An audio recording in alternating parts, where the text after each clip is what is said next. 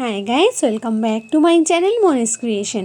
আজকের রেসিপি গুড় ছাড়া গুড়ের মতো খেতে পায়েস। তোমরা হয়তো ভাবছো গুড় ছাড়া গুড়ের মতো খেতে পায়েস, সেটা আবার হয় নাকি? তার জন্য তোমাদের পুরো ভিডিওটা দেখতে হবে।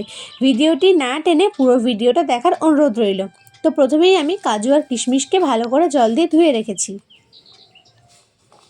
এখানে আমি 50 গ্রাম মতো গোবিন্দভোগ চাল নিয়ে নিয়েছি। এবার আমি একটা বড় বাটিতে ঢেলে নিচ্ছি, জল দিয়ে ধুয়ে নেব। আমি এখানে বারবার জল পাল্টে ধুয়ে নিয়েছি। দেখো, প্রথমবার জল দিয়ে হাতের সাহায্যে সেই জলটা ফেলে দিয়ে আবারও জল দিয়ে ভালোভাবে ধুয়ে নিচ্ছি। আমার চাল ধোয়া হয়ে গেছে।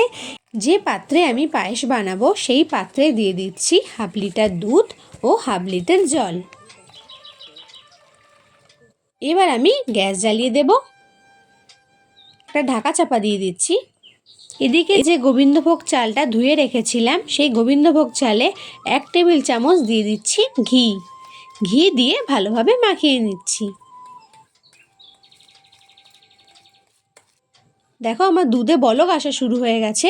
এই অবস্থায় দিয়ে দিচ্ছি 3 থেকে 4টে ছোট এলাচ আর 2টো তেজপাতা। এবার একটা হাতার সাহায্যে ভালোভাবে মিশিয়ে নিচ্ছি। তোমরা অনেকেই আমার চ্যানেল সাবস্ক্রাইব করে আমার ভিডিও দেখো, কমেন্ট করো, তাদের জানাই অসংখ্য ধন্যবাদ। তোমরা এইভাবেই আমার পাশে থেকো। আর যারা চ্যানেলে নতুন তাদের যদি আমার ভিডিওগুলো ভালো লাগে তাহলে লাইক, কমেন্ট, শেয়ার ও চ্যানেলটা সাবস্ক্রাইব করে পাশে থাকার অনুরোধ রইল। দিয়ে দিচ্ছি ঘি মাখানো চাল।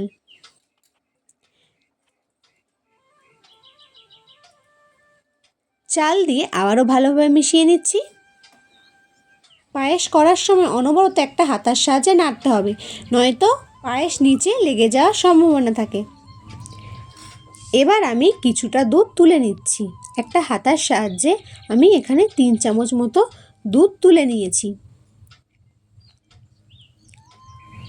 দিয়ে দিচ্ছি গুঁড়ো দুধ।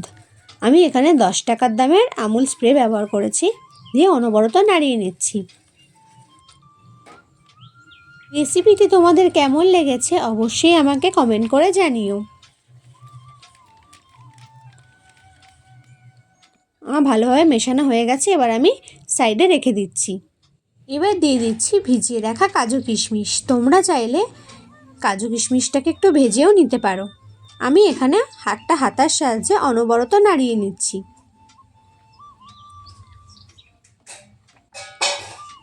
চাল সিদ্ধ হওয়ার জন্য অপেক্ষা করব।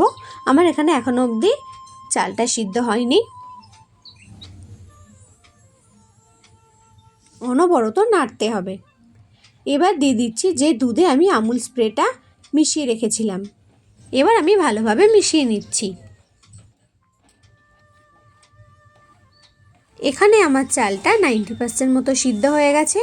এই অবস্থায় দিয়ে দিচ্ছি 100 গ্রাম মতো চিনি দিয়ে অনবরত নাড়তে হবে। দিচ্ছি 15 থেকে 20টা গুড়ের বাতাসা দিয়ে আবারও ভালোভাবে মিশিয়ে নিচ্ছি।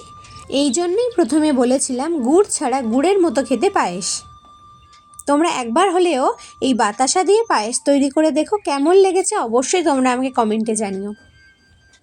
বাতাসাটা গুলে যাওয়ার জন্য অপেক্ষা করছি। আমি অনবরত একটা হাতার সাহায্যে নেড়ে নিচ্ছি।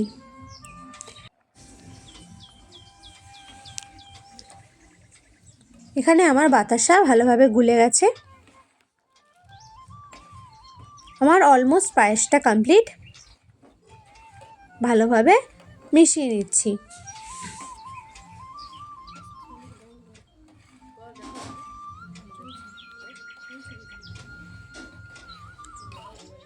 আমার তো তৈরি শীতের শুরুতে সহজ পদ্ধতিতে পায়েসের রেসিপি। এবার আমি গ্যাসটা বন্ধ করে দিচ্ছি। কিছুক্ষণ আমি খুলে রাখবো। দেখো আমার পায়েসের কত সুন্দর স্বর পড়েছে।